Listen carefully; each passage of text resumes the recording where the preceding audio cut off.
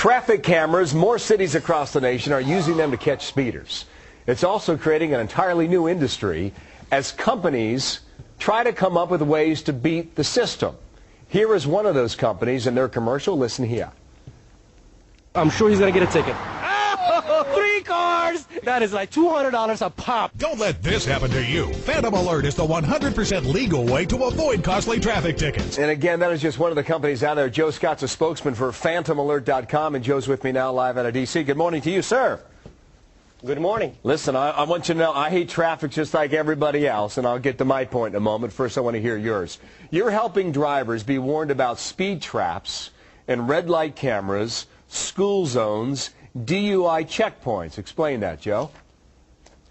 Well, what we're trying to do is we're trying to help you use your GPS to avoid red light cameras, speed traps, and DUI checkpoints.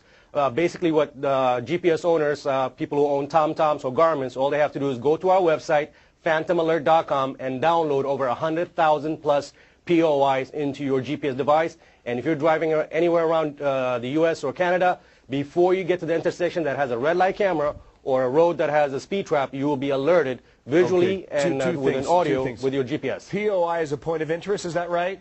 That's 100,000 point of interest. A TomTom and a Garmin is like a little device you buy at the local electronics store, and you put it on your dashboard, plug it into there. You're holding it up right now, as a matter of fact. Joe, I hate traffic tickets like anybody, and I hate when it happens. But are you enabling people to break the law?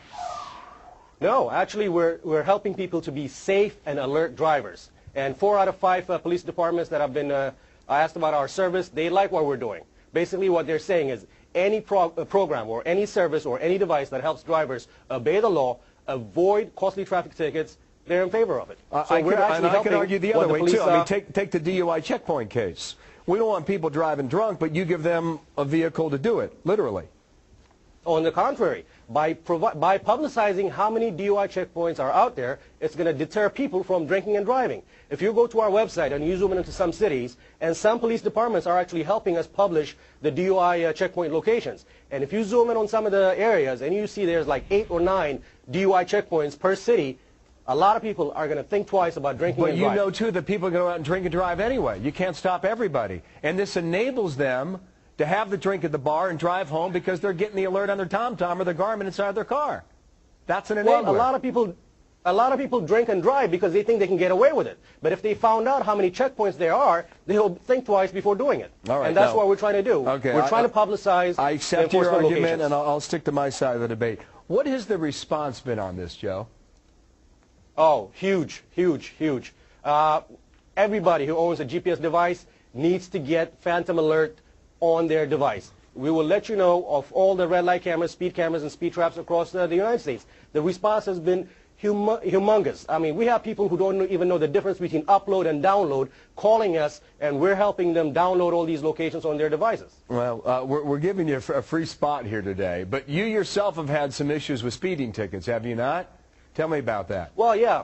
I mean, if you live in D.C. or if you visited D.C., I mean, everybody has gotten a ticket. My friends, my family members.